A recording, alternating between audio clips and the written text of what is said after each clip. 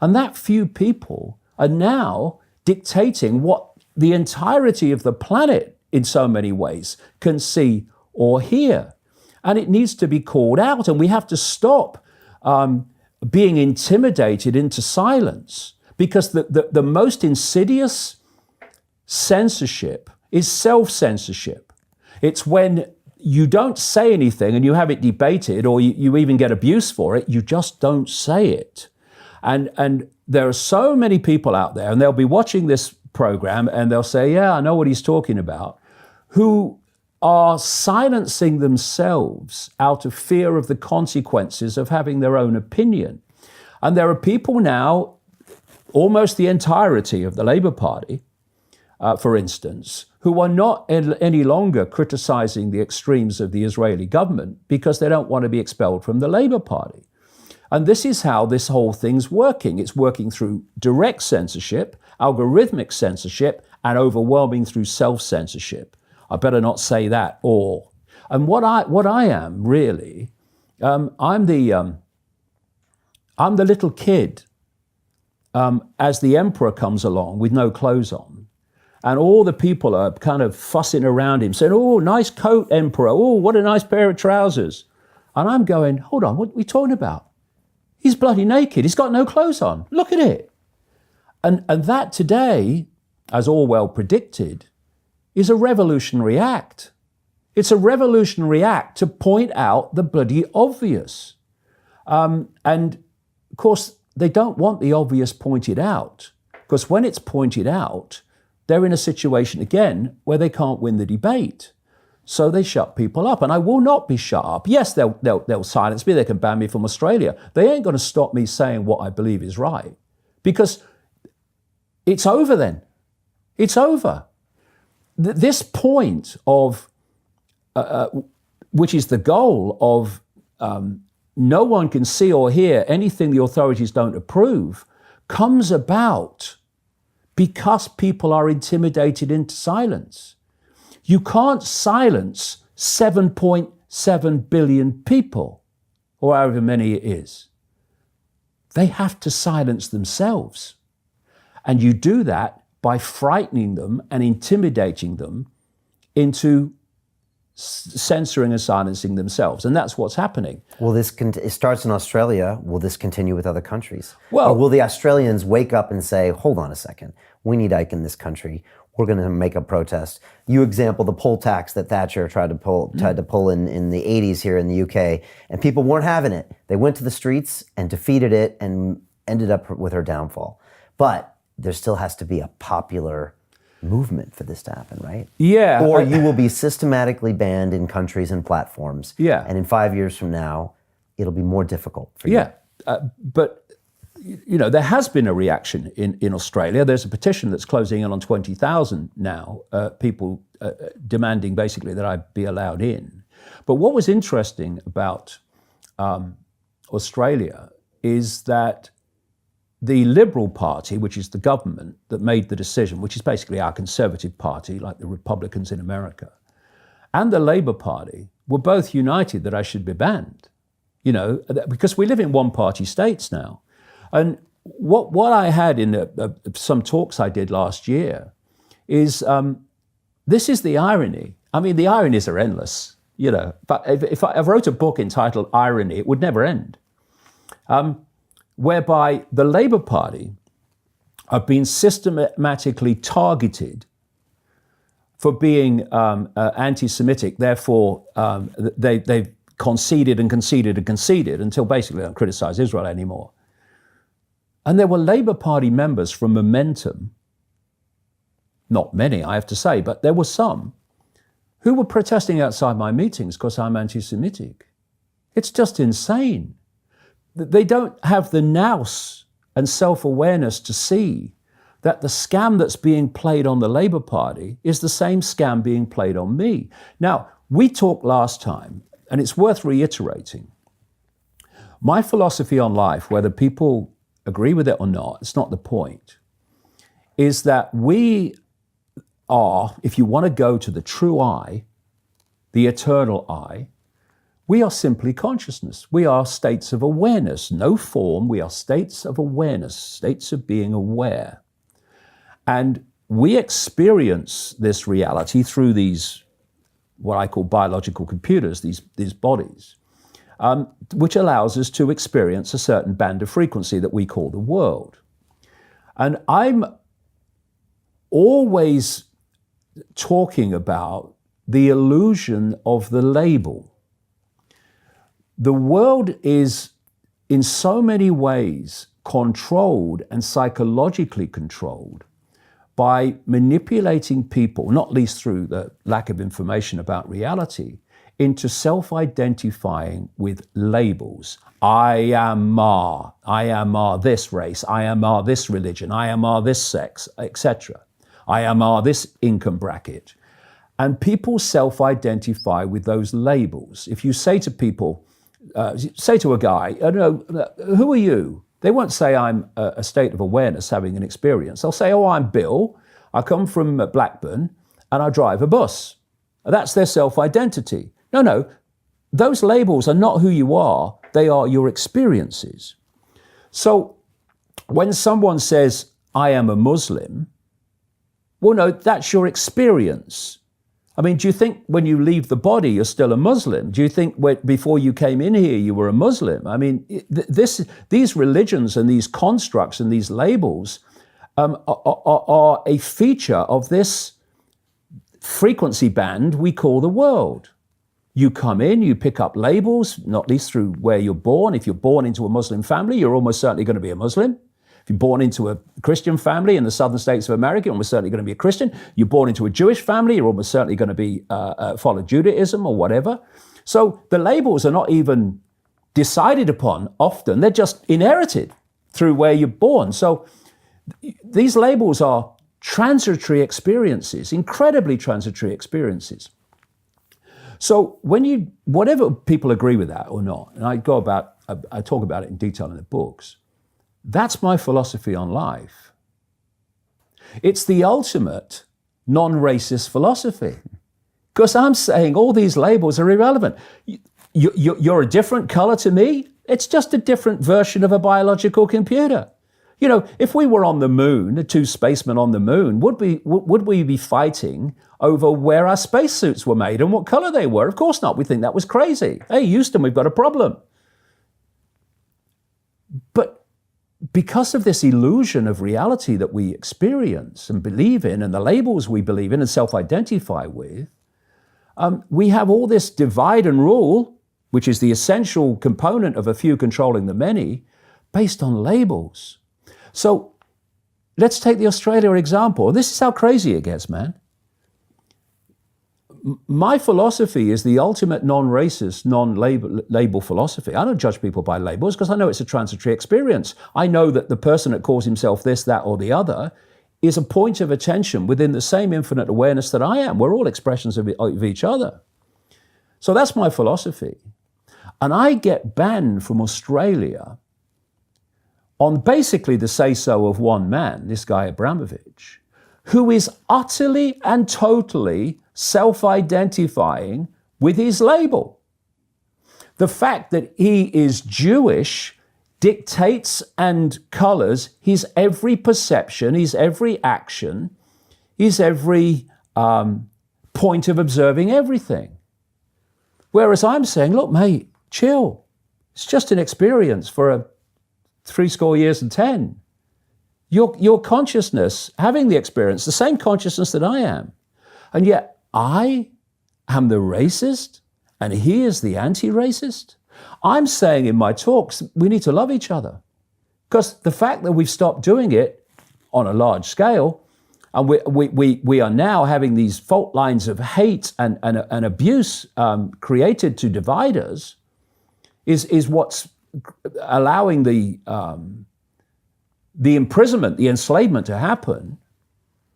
And he is a guy who claims to be anti-hate, who's saying, hate that Icke. We mustn't have him in. You've got to hate him. If you hate him, you'll support not having him in. It's a complete inversion of reality. Well, why do people miss that point that you're always making, which is we need to love each other and we're infinite consciousness? Because so many people do. They call you these ists and these... Yeah. But they miss that point. How come they don't see that when they see your stuff? Well, if I have an agenda and you are someone I want to silence or someone I want to demonize, I'm either unconsciously only going to hear what you say that fits the fact that I want to demonize you, or I'm going to be aware that that's what I'm doing, and I'm only going to pick out the bits that I think I can use. I'll give you an example. I've written now 20-odd books, and I've been writing them since about 1993. When they try to demonize me, they pick out a short section, terribly short section, from a book that I wrote in 1994 called How the Truth Shall Set You Free. And they never mention all the books that I've written since. They mention just that one in 1994 I wrote. It came out in 95, where I say that there was a kind of breathtakingly large ratio of Jewish people among those that were involved in the Russian Revolution. Now, that's not a supposition, that's provable fact. Books have been written based on the original documents of the time that have shown this to be true. But what you're not saying that all Jews were responsible for the Russian Revolution, you're just saying, actually, if you look at the facts and the original documents, there was a very high ratio. Why was that? That's interesting. This is what open discourse, debate, and questioning is all about. Anyway, I wrote that in 1994. And they're still using it to get me banned from Australia. Of course, they can't find anything else. And this is the irony. Since I wrote that book, I've been to Australia 10 times speaking, and no one's ever brought anything up. But this time, they suddenly have. Why?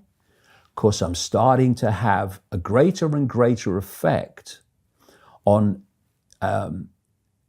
encouraging people, shall we say, to look at the world in a different way and to start asking questions that haven't been asked before.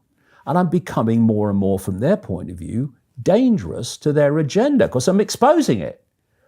I'm pointing out that these aren't random events. This is part of a process, a script, an agenda. They don't want that. So if they don't want to debate me on that because they can't win it. So what they do is they try to demonize you, picking out this bit and that bit and that bit, and try to silence you that way. And another irony, God, the book's getting longer, was that 2 hours before the immigration minister in Australia, a guy called David Coleman,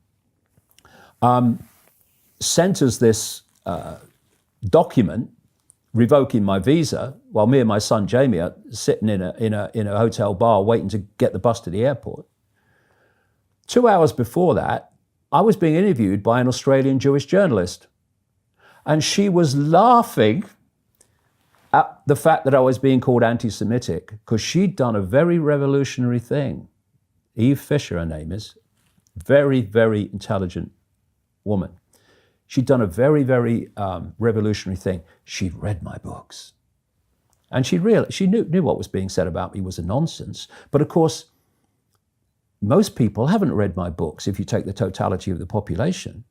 And so when these, what they are is ultra-Zionist hate groups, they're trying to get their targets hated while claiming to be anti-hate. They say, they're saying, he's saying this, he's saying that, he's saying the other. They don't know if I'm or not. Right. Right? So basically, it's throw as much mud as you can, and you know some will stick. But they have a problem with me. They have a problem with me because I'm not some, far right, it's the Jews person. And also, my philosophy is absolutely the opposite of racism. I think racism is childlike. I think sexism is childlike because you are basically discriminating against a transitory label, which is basically someone's experience. So you'll never find someone less sexist, less racist than me, because I think it's all nonsense. Understood. But if you want to demonize someone, then, and what they're saying will not allow them to be demonized, then make it up. And enough people will believe it because they have no other point of reference, because they won't have read my books and actually seen what I'm saying, which is nice sitting here to actually have the opportunity to say this. And so if you want to pull all this together, because it's all the same thing in the end, look at the transgender situation. We live in a world now where everything has to be black and white. You're for us or you're against us. You're good or you're bad. You're black or you're white. When everything is a shade of grey. Everything, the truth is always somewhere in between the polarities. So if you look at the transgender thing,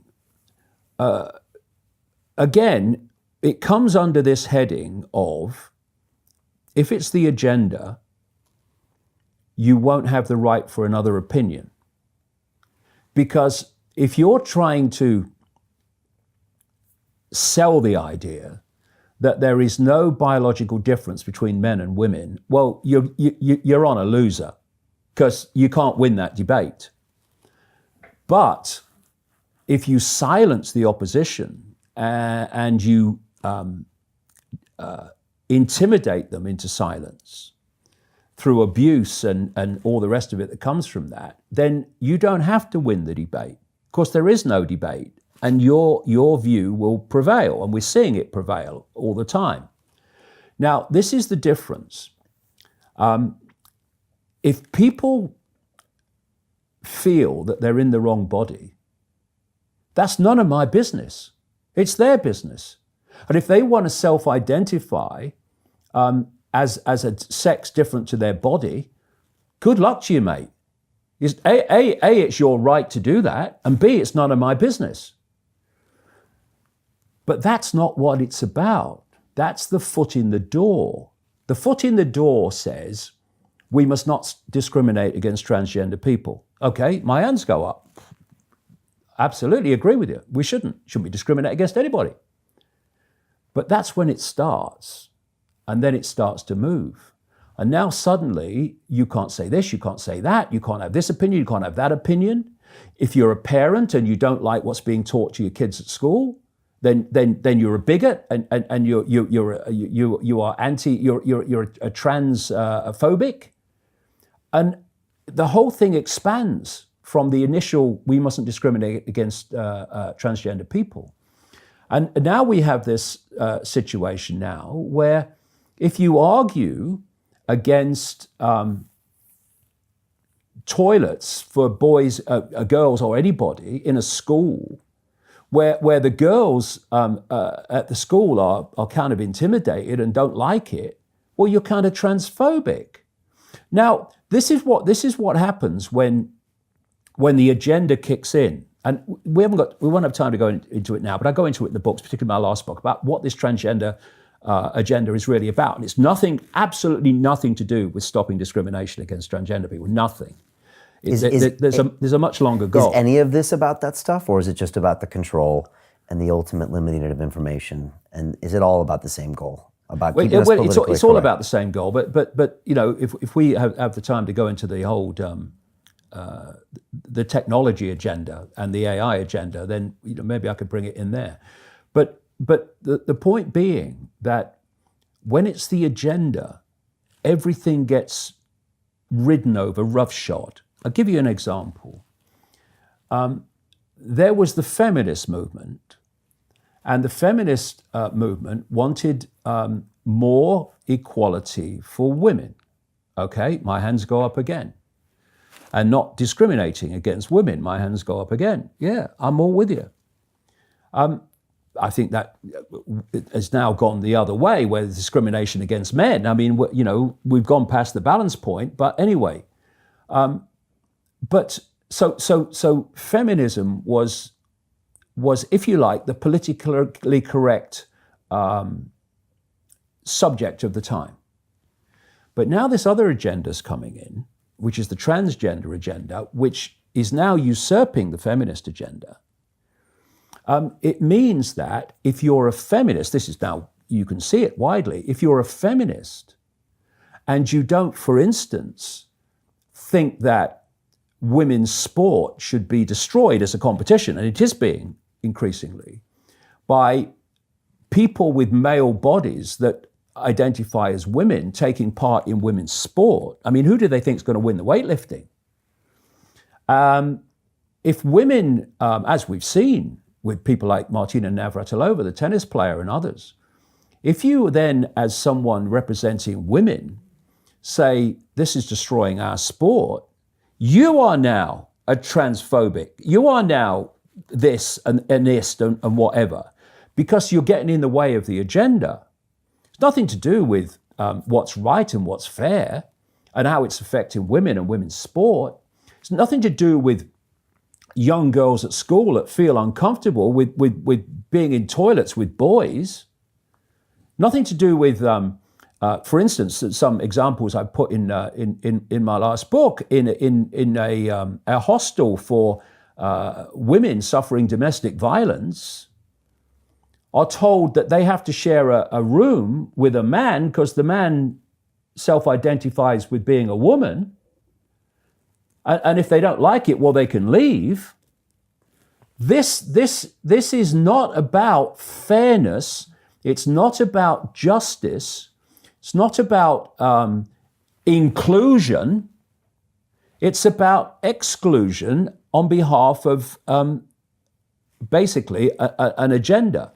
We're going to make this happen. And although, we were supporting you before because that was the agenda then, you've been overridden by another area of the agenda now, so we're going to ride over you as well. Okay, so it's another tool created to divide us, is what you're saying. To divide us, and it's also deeper than that. And again, what happens is when you create manufactured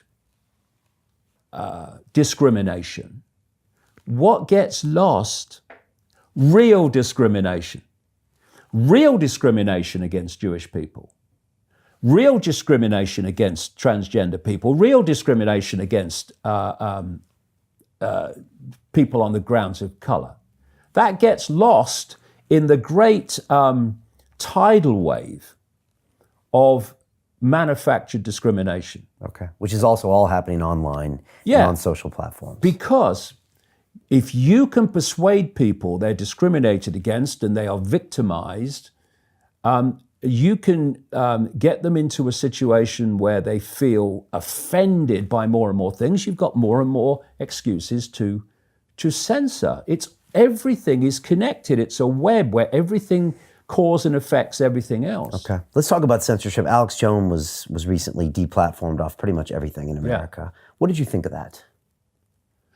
Well, I think of that as I would think about anyone being deplatformed in the same way. It's outrageous.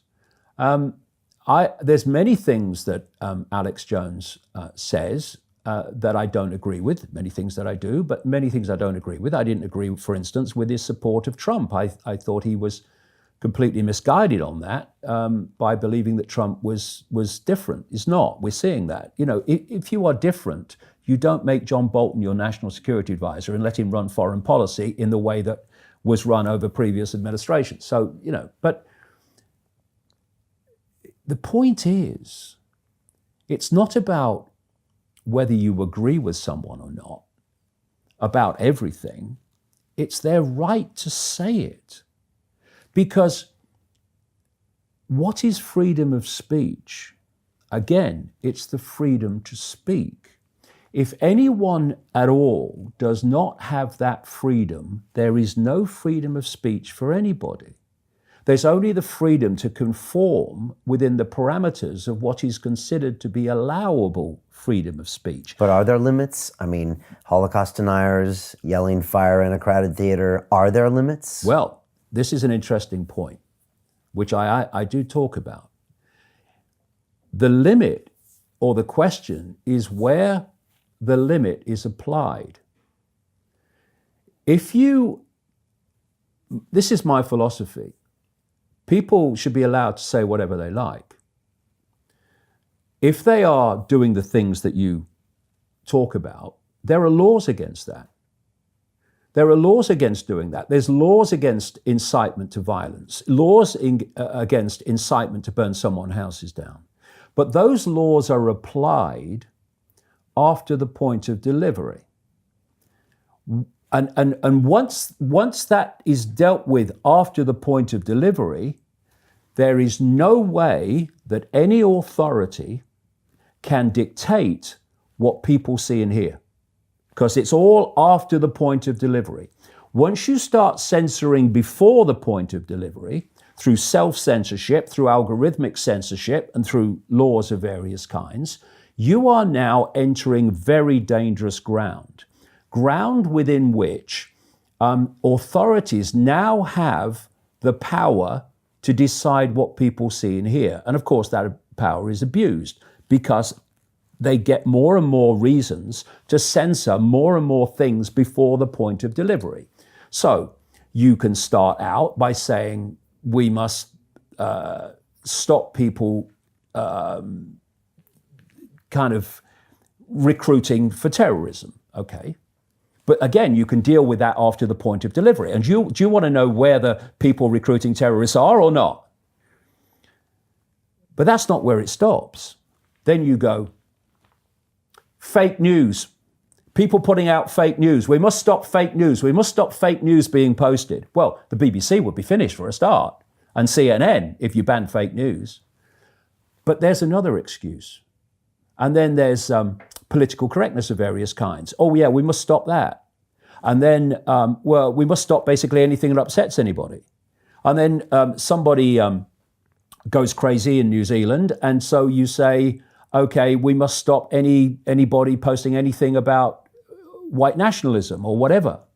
And so what you're doing is you're creating a situation, once you cross that line of being able to censor before the point of delivery, of censoring more and more and more and more things before anyone hears them. Okay. Where is that taking us? That's taking us to that point, which is the goal, where no one sees or hears anything that the authorities don't want you to see and hear. I think Alex got in trouble with the Sandy Hook victims because they were actually suing him for some of the libelous stuff, and they were getting backlash. And I think that was one of the straws. But libel laws are after the point of delivery. And I have no problem with, laws dealing with incitements to violence and all that. But it's after the point of delivery. This is such a key point, because once you go beyond that and you allow censorship before the point of delivery, well, now you're in a very dangerous ground. And that's where we are, and that's where we're moving. Right. What are algorithms in there for? They are specifically there to censor before the point of delivery. Or provide the most popular stuff to the people who want it. Yeah, but I mean, things can be used for many different reasons, and I'm obviously always looking at the cabal reason for them, because if you're going to sell something, then there has to be apparently positive things to it, so you can sell the thing to use it in a negative way. Have you ever been sued? Once for saying something that was true. This is an interesting thing. This is years ago. This was just a guy you never have heard of in Canada. And it was a lawsuit specifically to try to silence me. It wasn't on the basis of what I was saying wasn't true. And I was going to take this on in court because, it was not libelous. And I was told before, it was getting close to the court case, and I was told by someone in the Canadian legal system who would have known, he said to me, settle. He says, because you can't win, because they're not going to let you win. There's no way they are going to let you win this case. It's rigged. And if you go ahead with it, you're going to lose. But that's the only time. That's surprising. Yeah, that's the only time. Yeah, and this was a nondescript guy who was not one of the major players who was simply doing it. They call it lawfare. That's what they call it. They've got a name for it. Okay. Lawfare, where you attack someone legally, when you have, shall we say, the resources to do it, to try to silence them. Are you worried about being deplatformed? Is it only a matter of time? And will that make it harder for you to spread your message, like Alex Jones was? Well, obviously, it would make it harder, because when you're trying to communicate to people, you need vehicles of communication, and for reasons that are now clear to many people, this cabal controls the sources of communication. Can we define mass this communication. cabal a little bit for anybody new? Because I know you've talked about this before. Well, if you could imagine a spider's web, and in the center of the web you've got the spider, and the spider is where it's coming from, and this is a tiny, tiny group of people who understand how reality works, they understand how psychology works, and how to manipulate perception. The strands in the web closest to the spider are the most exclusive secret societies. Many of them don't even have names because they're harder then to track down. And in those secret societies, you have those people that know the big agenda, that interact with the spider, if you like. And then you come out from the spider, and you're still in the hidden. And then you hit the secret societies we do know about, the inner circles of the Freemasons, the Knights Templar, the Knights of Malta, the inner core of the Jesuit order, and so on. And then, as you come out, you meet a point in the web where the hidden meets the seen. And there you have what I call cusp organizations. These are things like the Bilderberg Group, the Council on Foreign Relations in America, the Trilateral Commission, the Club of Rome, which was specifically set up in the 1960s to use the environment as an excuse to change human society, which is what this whole climate change stuff is all about. And then through these organizations and many others, the diktat of the spider coming out through the web goes out into the world of the seen. And it goes out and plays out as legislation and changes in society, plays out through governments, government agencies, the banking system, major corporations, media owners, etc. And at the point where it changes human society, it appears to be, coming back to a theme from earlier, a series of random events with random people making random decisions. But actually, the society transforming decisions and changes are actually coming from the spider. This is why it's all so coordinated.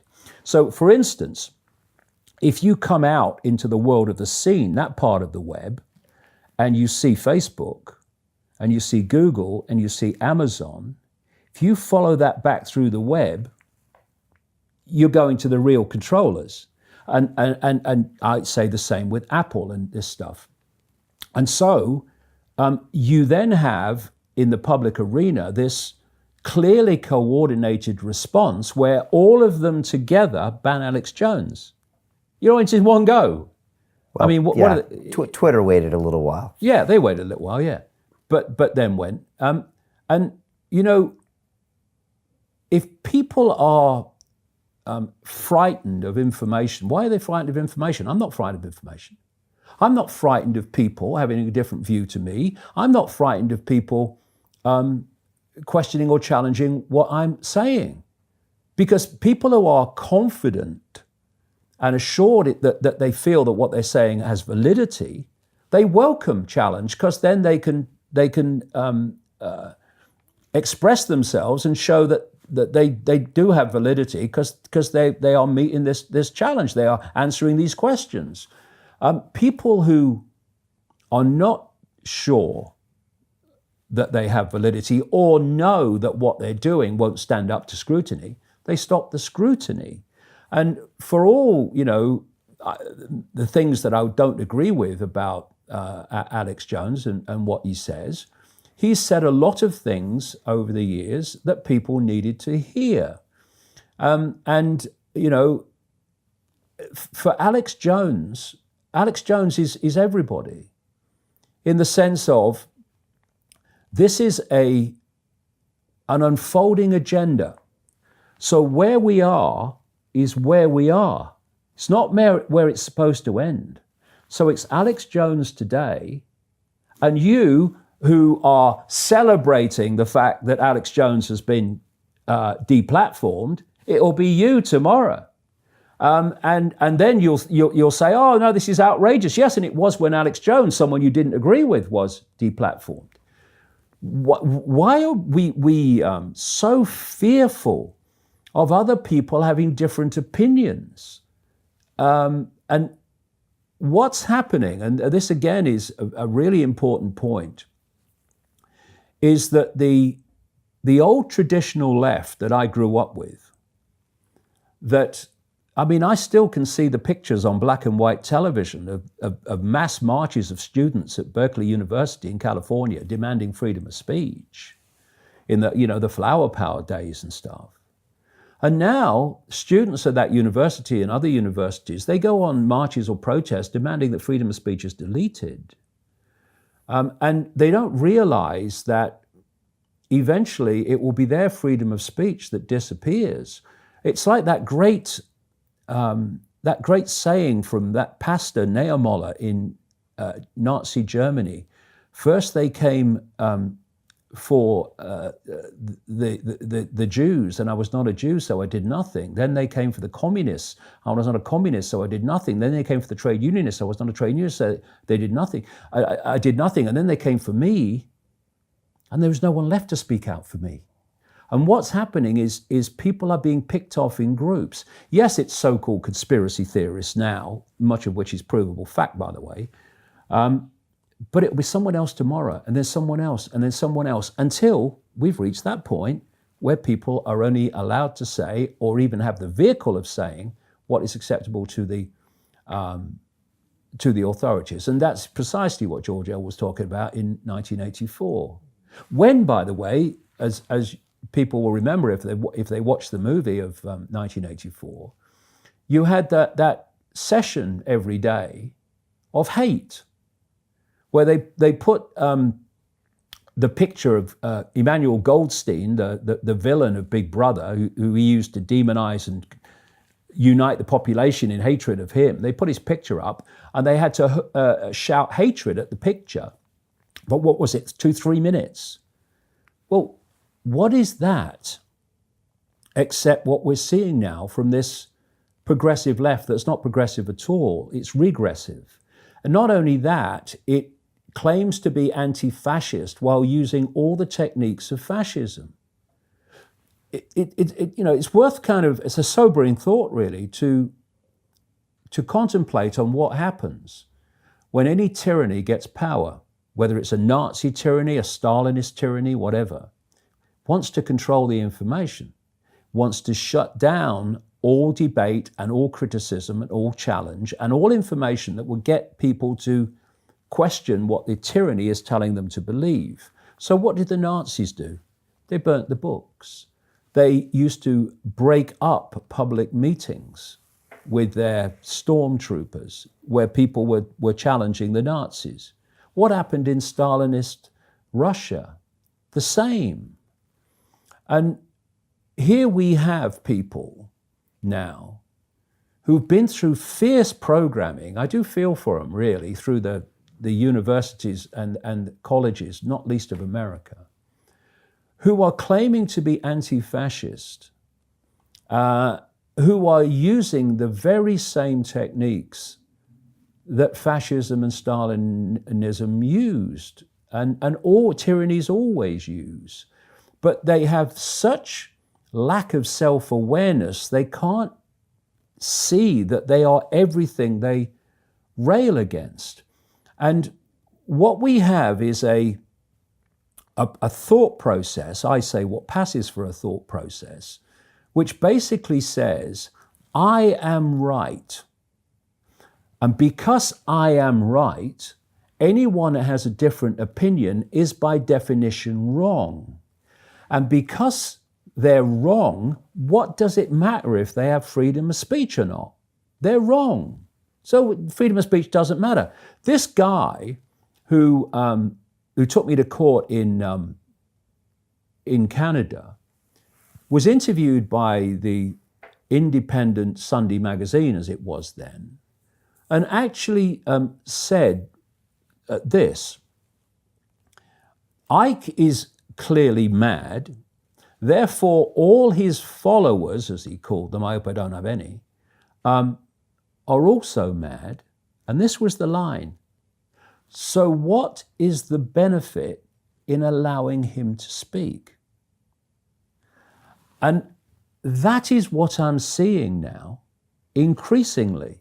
People saying, I am right, so what is the benefit of allowing to speak people who are wrong? And it's a level of narcissism and a level of conceit that is driving political correctness and is driving this censorship agenda. And it's interesting when you kind of look at it from this perspective. What this political correctness, political identity politics is Marxism. It's classic Marxism. For this reason. First of all, Karl Marx was not the people's champion. I go into this in a book I've just nearly finished. He was the banker's boy. And the idea was to create a philosophy and a political structure that sold itself as government of the people for the oppressed masses, when actually it was the opposite. For instance, if you look at Marxist stroke communist countries, you look at Stalinist Russia, you look at China, they're not governments of the people, they're tyrannies imposing their will on the people. So Marxism is a tyranny which creates what? A structure of top-down control which allows the few to dictate to the many. And the few dictating to the many in Marxist societies are basically the same elite that are dictating to the many in so-called capitalist societies. But look how Marxism works. The philosophy basically was you transform society by playing groups off against each other. You know, the elite and the masses and the class struggle and all that stuff. You transform society by playing groups off against each other. Well, in that kind of Marxism, you had the elite, the wealthy, and the oppressed masses. That was the two basic groups that were played off against each other. What we have now in modern Marxism is identity politics, where you create multiple groups who self-identify and you play them off against each other to transform society. And so you have a situation with identity politics where your point of reference, whereby you judge everything and you respond to everything, whatever happens, is how does this affect my identity group? It's not, is it fair? Is it just? Is it right by everybody? It's how does this affect my identity group? So what you've got is these multiple groups getting bigger all the time, because I think they're breeding, where you've got self-identity groups that can be played off against each other. And this is classic Marxism group struggle for power, which is transforming human society. And this is why we have now this, for me, having been brought up with the traditional left years ago, extraordinary situation where you've got an alliance between so-called progressives and multinational corporations that are censoring the internet. So, whereas the old left would have railed against that, the new fake progressive left cheers the censorship of people like Alex Jones. Why? Because its political identity, the criteria for an alliance is no longer, are you in my income bracket? Are you one of the oppressed against the elite? But are you supporting my self-identity group? And because that's the criteria, you now have alliances between the progressive left, for instance, and self-identity groups, and George Soros, a multi-billionaire financier who actually said he doesn't take into account any social consequences of what he does in his finance because he's only there to make money. Now, someone says that, he's now in alliance and massively funding, the biggest funder of all, of the progressive left in all its forms and the self-identity politics in all its forms. There's an alliance between them. Why? Because they perceive multi-billionaire elite Soros as an ally of their self-identity group. That's the criteria now. Not elite and oppressed, but whether you support the identity group or not. So more irony. More irony. So in that sense now, you've got the so-called progressive left cheering and supporting multi-billionaire companies. Like Alphabet. Yes, exactly, Alphabet, who are Google. Are censoring free speech. And this is all the plan of the cabal at the end of the day. Okay. The progressive left, the violin strings, they're being played like a violin. And what happens every time with these kind of revolutions, if you like, is they eat themselves in the end, because at the end of the story, when the tyranny is complete, then the people that were stormtroopers for the tyranny, they end up in the gulags. And the world they thought they were fighting for actually turns out to be nothing like it actually manifests in the end. And history shows this over and over again. And we're just going through another more extreme form, a global form of it now, whereby another tyranny, a global tyranny this time, is being created. And how does this ultimately play out? I mean, what does the cabal want in the end?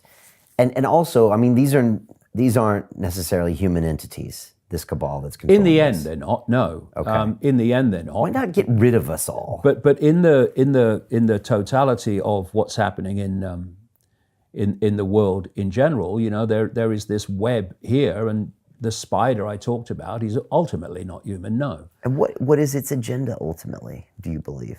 Well, first of all, we're dealing with a level of psychopathy, a level of psychopath that is almost beyond the imagination.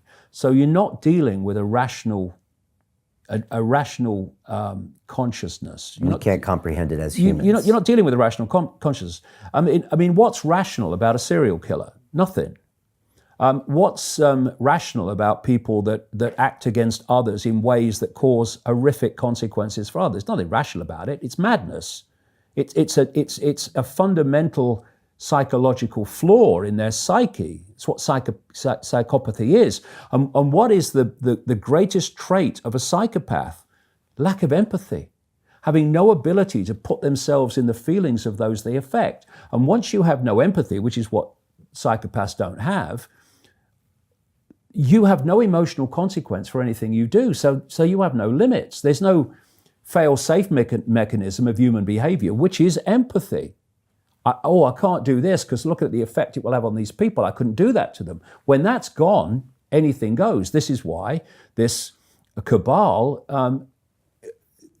makes things happen in the world and has done through history that have had horrific consequences for people because they have no empathy. And I hear people say, oh, they'd never do that. No, you'd never do that because you have empathy. They don't have empathy, therefore they would do that. And not only that, they'd get off on it. And what is their agenda? Why not get rid of us? Why do they need us? It's not like The Matrix where they need us for information, although The Matrix is featured in your film. Well, maybe they need us for many things. Maybe when Morpheus in The Matrix held the battery up and said the machines have turned humans into one of these. Basically, they've turned humans into an energy source. Maybe that's not too far from the truth. But in the realm of the world that we live in and we understand, the agenda is to assimilate all human consciousness, what we now call human thought and emotional responses, into artificial intelligence. So artificial intelligence becomes everything we think and everything we, quote, feel. Not there'll be a lot of feeling then. And it's happening in front of our eyes. 2030 is a year you keep talking about. Well, I talk about 2030 for simple reason that they talk about 2030. You know, what has happened now is, well, let's go through this from the start and the process, because it's a very simple process, and it locks into that process of the internet and the internet giants I talked about earlier. Let's go to the outcome again. Know the outcome, you'll see the journey. The outcome is that they want to connect the human brain to artificial intelligence, so artificial intelligence becomes human consciousness, and we're assimilated. We're basically become a terminal on an AI internet. It's still not clear to me why they would want that, but let's assume they do. Yeah, well, we don't even have to assume it because they're telling us they do. And so we've been through a process of preparation, of getting people, first of all, stage one, addicted to technology that they hold, holdables, smartphones, tablets. That's basically achieved. I mean, you just have to walk through a city and you see the addiction. And they're targeting specifically the young.